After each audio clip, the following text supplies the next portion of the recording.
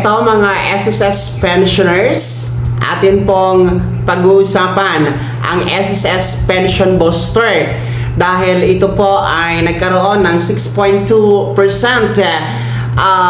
return or ROI, no, or return of investment as of January to May. Well, ano nga ba itong SSS Pension Booster at paano ito makuha? At paano po makasama dito? Yan ang ating tatalakayin. Well, ito pong SSS ay naglabas po ng anunsyo kasama ng Department of Finance, no, na kung saan ang SSS Pension Booster sa taon na ito, no, from January to May 2026 ay nagkaroon po ng 6.2% na return or ROI, return of investment mga ka-vlogs, no?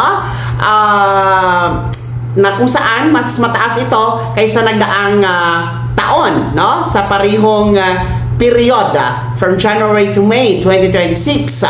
Well, ang tinatawag natin na SSS Pension Booster, ito dun po ay tinatawag na Voluntary Provident Fund. Ngayon pong natatandaan mga ka-vlogs, no, naglunsad kasi dati ang SSS ng Pension Booster. Para lang siyang savings kung saan pwede kang maglagak, no, ng any amount. Pero ang minimum kasi dati sinasabi 500 pesos, no, para ka makasimula sa iyong savings sa Pension Booster. Well, hindi naman po ito compulsory, no? Hindi ito compulsory at hindi po ito obligado talaga ang mga miyembro at pensyonado na maglagak sa Pension Booster. Kung gusto mo lang naman, kasi nga voluntary lang ito, mga ka-vlogs. Well, paano nga ba ano nga ba ang benepisyo sa Pension Booster? Siyempre, savings natin yan. Kumbaga, hindi yan magagalaw mga ka-vlogs, no? And then, pwede mo yang i-withdraw in times of emergency. So, parang talagang nagsisavings ka sa bangko ba, no? Parang ganun lang talaga. Kaso lang, ang advice kasi ni SSS before, no, na bago mo i-withdraw yan, dapat, no, paabutin mo muna ng 5 taon para mas mataas po yung, kumbaga yung percentage ng iyong interest na kita. Kasi tutubo din po yan. Kasi nga savings siya mga ka-vlogs. Okay? No? And hiwalay po yan sa contribution, yung Pension Booster. Well, ang madalas katanungan noon mga ka-vlogs hanggang ngayon, halimbawa, kung meron kang pera sa Pension Booster, halimbawa meron kang 20,000 pesos na nahulog doon or na-save, yun ba ay kukunin ni SSS kapag hindi ka nagbabayad ng contribution or SSS loan?